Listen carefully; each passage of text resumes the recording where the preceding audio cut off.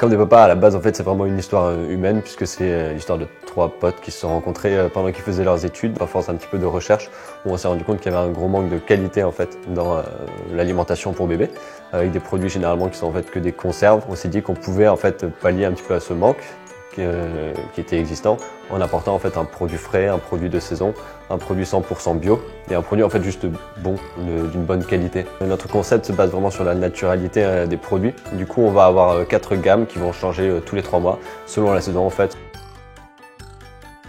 Cette recette qui a été choisie a été produite aujourd'hui. Comme c'est une recette automne, on a déjà donné à Magique Maman un certain nombre de types d'ingrédients qui pouvaient être choisis par des mamans. Donc voilà, ça s'est fait comme ça, on en a reçu beaucoup. Il a fallu en faire un tri pour en choisir qu'une seule au final.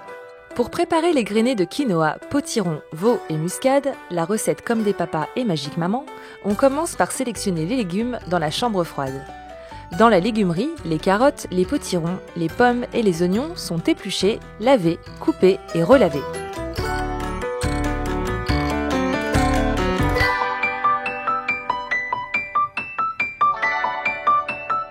Le quinoa, le veau, l'huile et la muscade sont également préparés pour la cuisson.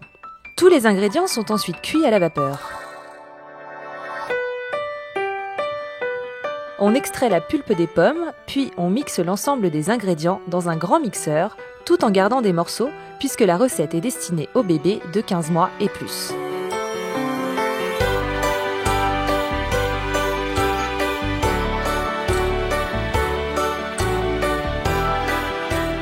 On replace ensuite la préparation au four pour la réchauffer pour le conditionnement.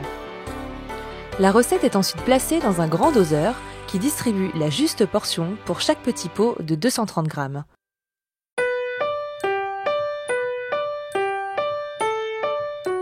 Le petit pot est ensuite capsulé sous vide.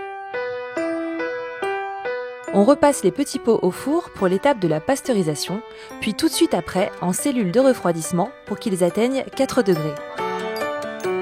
Dernière étape, les petits pots sont étiquetés, prêts à être stockés en chambre froide pour être ensuite expédiés chez les petits gourmands.